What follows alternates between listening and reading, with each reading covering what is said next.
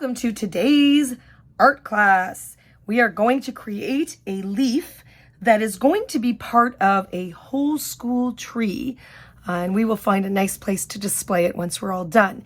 But everyone's going to design their own individual leaf in the style of contemporary artist Romero Britto. As you can see, here is my example right here. Here's some pictures of Britto's artwork and his style. As you can see, he uses bright colors and shapes and patterns that include line, hearts, swirls, circles, dots, ziggly lines, whatever, he uses them. And he chooses colors that work together. So that's a really important thing when you're starting to do your work. You are going to think about the colors you choose and how they are going to work together. Now, I'm going to show you how to start. I'm going to move this away, and here we begin. You will either have a choice of a leaf that I've already done for you. I've drawn all the spaces that you'll fill in, or you can choose to have a blank leaf that you can decide on where you want the lines to be. And for today's purposes, we're just going to go with the one that's already done. So the first thing you're going to do is you are going to choose colors. So maybe I want to do 2 greens or a green and a blue. I think I like the way that might look. And I'm going to think about what I want to do. But before I begin, I'm going to actually test to make sure my marker works and it's not dried out. If it's dried out, I'll have a place for you to put them on my cart if it's a dried out marker. If it's not, you're good to go.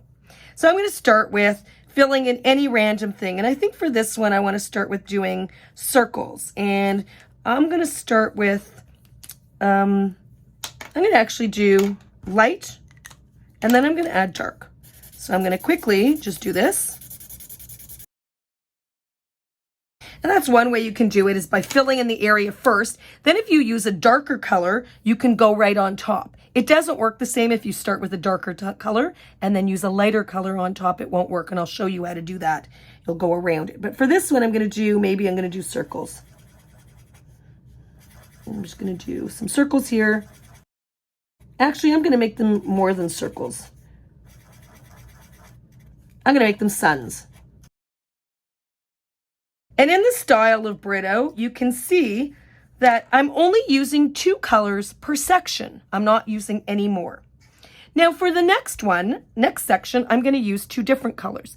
And I'm going to start with maybe a pink. I want to do a pink and a light pink and a dark pink. I think I like that. And what I want to do with this, I'm going to actually do, maybe some diamonds. And I'll show you how I'm going to do this. I'm actually going to do like this. And your patterns don't have to be complicated. They can be pretty simple too. And I'm going to fill this in. And instead of doing the light color on the bottom and then going on top with the darker color, I'm actually going to go around with the lighter color now. And I just basically filled in the spaces.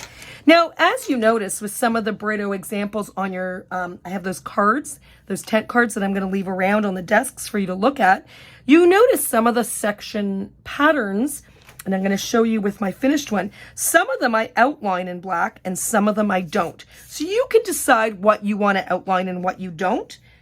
And I'm going to outline this pattern. And there is my next pattern. And I'm going to fill it in with all these different patterns, trying to mix up the colors that I use. And when I'm done, I'm going to cut it out, put my name on the back, and hand it in. Remember, choose colors that you think work well together. Only 2 colors per section. You don't have to outline with black everything. You can also leave it plain without an outline. That's up to you to decide. And you get to choose a pattern. It doesn't have to be complicated. It can be very simple too.